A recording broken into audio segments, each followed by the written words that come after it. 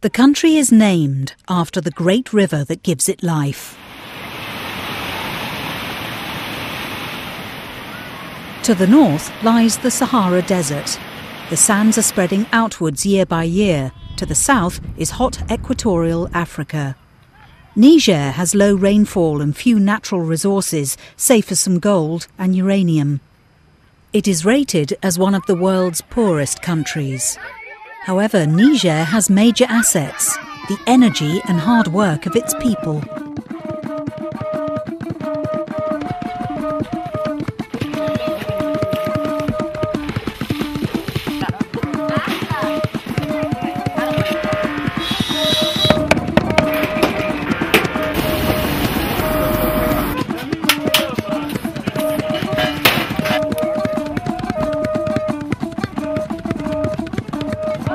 But what of those who cannot see?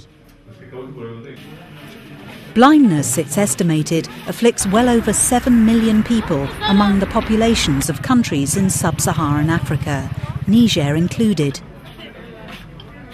There are people of all ages who can only listen to the activity of others and who can only imagine what the world looks like. Children who cannot see their mothers, and mothers who cannot see their children.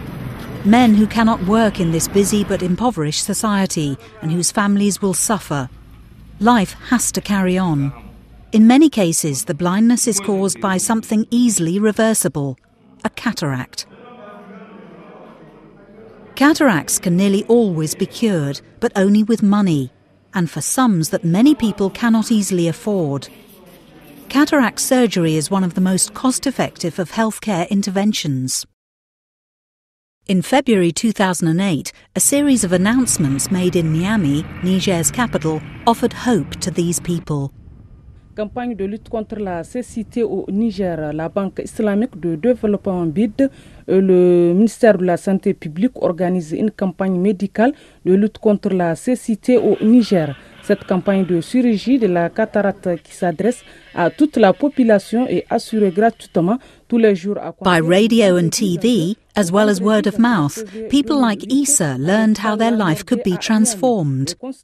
Operations to cure cataracts were being freely offered by the Alliance to Fight Avoidable Blindness. Massivement à l'hôpital Lamordé, car la vue, c'est la vie. Issa had been a construction site worker until partial but increasing blindness made him less employable. He set off on the long walk to the hospital, to be joined by hundreds of others making the same journey, often of many kilometres, for the same reason: hope of a cure. In an average week, this hospital might see and treat 10 cataract cases.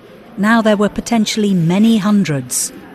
For some, the offer to help would still come too late. If not treated in time, cataracts among children can have devastating consequences, particularly on their social development and education. A team of volunteer Tunisian eye specialist doctors have been flown into Niger to carry out operations during 1 week. These highly qualified doctors are members of Nadi Al-Bassar, an NGO from Tunisia, one of the member countries of the IDB. This is the first part of a regional project that will bring restored sight to over 50,000 people in Benin, Burkina Faso, Cameroon, Chad, Djibouti, Guinea, Mali, as well as Niger. The visiting team of doctors shared their expertise with the local surgeons, updating skills where needed.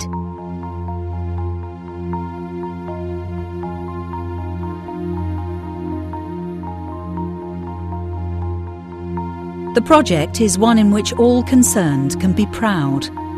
Who are these people?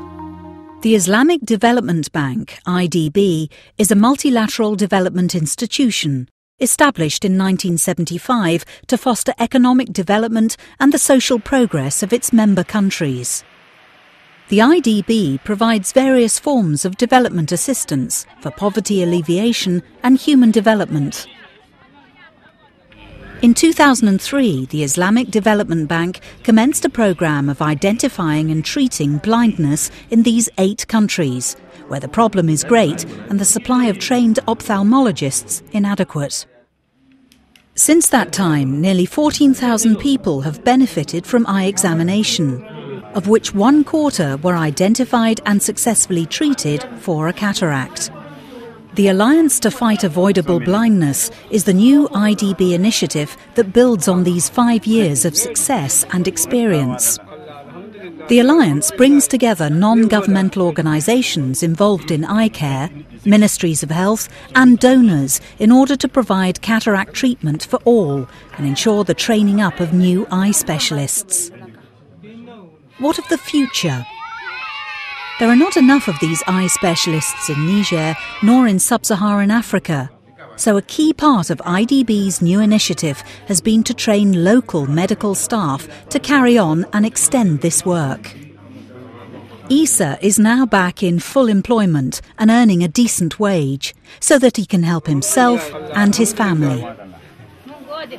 Many others have been allowed once again to see the colour and beauty that lies around them. In spite of its poverty, Niger is a brave and hard-working society.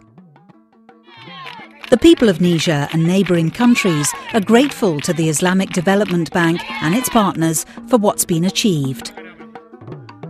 But even more could be done. They're helping themselves as much as they can. All that's needed is additional support and funding. In this way, yet more men, women and children will not be condemned to a life which consists of hearing the world go by, but not seeing it.